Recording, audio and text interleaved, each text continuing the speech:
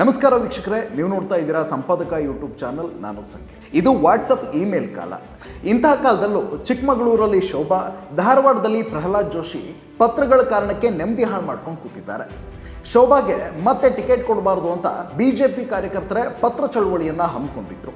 Modi, Amit Shah, JP ನಡ್ಡಾಗೆ ಸಾವಿರಾರು ಪತ್ರ ಬರೆದು ಒತ್ತಾಯಿಸಿದ್ರು. ಗೋ ಬ್ಯಾಕ್ ಶೋಭಾ ಅಂತ ಘೋಷಣೆಗಳನ್ನು ಕೂಡ ಕೂಗಿದ್ರು.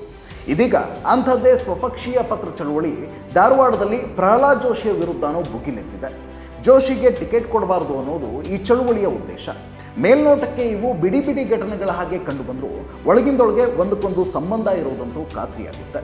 ಬಿಜೆಪಿಯ ಘಟಾನುಘಟಿಗಳ ಮಟ್ಟದಲ್ಲಿ ನಡೀತಾ ಇರೋ ಆಂತರಿಕ ಕಲಹ ಈ ಪತ್ರ ಚಳವಳಿಗಳ ಮೂಲಕ ಬಯಲಾಗುತ್ತಾ ಸಾಗುತ್ತೆ.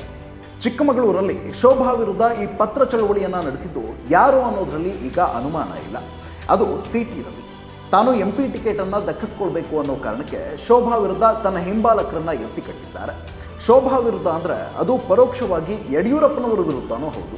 ಯಾಕೆ ಅಂದರೆ ಶೋಭಾ ಬೆನ್ನಿಗೆ ನಿಂತಿರೋ ಶಕ್ತಿ ಯಾರು ಅನ್ನೋದು ಇಡೀ ರಾಜ್ಯಕ್ಕೆ ಗೊತ್ತಿರೋ ಸಂಗತಿ. ಮೊದಲಿಂದಾನು ಯಡಿಯೂರಪ್ಪನವರನ್ನ ಎದುರು ಹಾಕ್ಕೊಳ್ತಾನೆ ಬಂದಿರೋ CT ರವಿ ಕೂಡ ಈ ಹೋರಾಟದಲ್ಲಿ ಏಕಾಂಗಿ ಏನಲ್ಲ.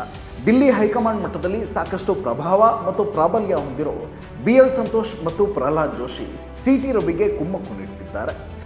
ಆ ಕಾರಣಕ್ಕೆ CT ರವಿ ಯಡಿಯೂರಪ್ಪನವರ ವಿರುದ್ಧ ಸೆಟೆದು ನಿಲ್ಲುವಷ್ಟು ಧೈರ್ಯನ ತೋರಿಸ್ತಾ ಇರೋದು.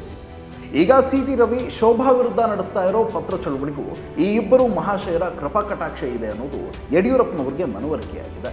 ಇದೇ ಪತ್ರಾಸ್ತ್ರವನ್ನು ಅವರು ಧಾರವಾಡದಲ್ಲಿ ಪ್ರಹ್ಲಾದ್ ಜೋಶಿ ವಿರುದ್ಧ ಪ್ರಯೋಗಿಸಿದ್ದಾರೆ ಅನ್ನೋದು ಬಿಜೆಪಿ ಪಡಸಾಲೆಯಲ್ಲಿ ಹರಿದಾಡ್ತಾ ಇರುವಂತಹ ಲೇಟೆಸ್ಟ್ ಸುದ್ದಿ. ಪ್ರಹ್ಲಾದ್ ಜೋಶಿಯನ್ನ ತನ್ನ ಬುಡವೆ ಅಲ್ಲಾಡುವಂತಹ ಇಕ್ಕಟ್ಟಿಗೆ ಸಿಲುಕಿಸಿದ್ರೆ ಆತ CT ರವಿಗೆ ಕುಮ್ಮಕ್ಕು ಕೊಟ್ಟು ಶೋಭಾ ವಿರುದ್ಧ ಚಿತಾವಣೆ ನಡೆಸೋದನ್ನ ನಿಲ್ಲಿಸ್ತಾರೆ ಅನ್ನೋ ಲೆಕ್ಕಾಚಾರ ಈ ಪ್ರತಿತಂತ್ರದ ಹಿಂದಿದೆಯಂತೆ. ಒಟ್ನಲ್ಲಿ ರಾಜ್ಯ ಬಿಜೆಪಿ ಈಗ ಅಕ್ಷರಶಃ ಒಡೆದ ಮನೆಯಂತಾಗಿದೆ.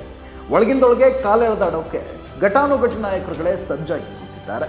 ಚುನಾವಣೆ ಹೊತ್ತಿಗೆ ಇದೆಲ್ಲ ಯಾವ ಹಂತಕ್ಕೆ ಹೋಗಿ ತಲುಪುತ್ತೆ ಅನ್ನೋದನ್ನ ಕಾದು ನೋಡಬೇಕಿದೆ.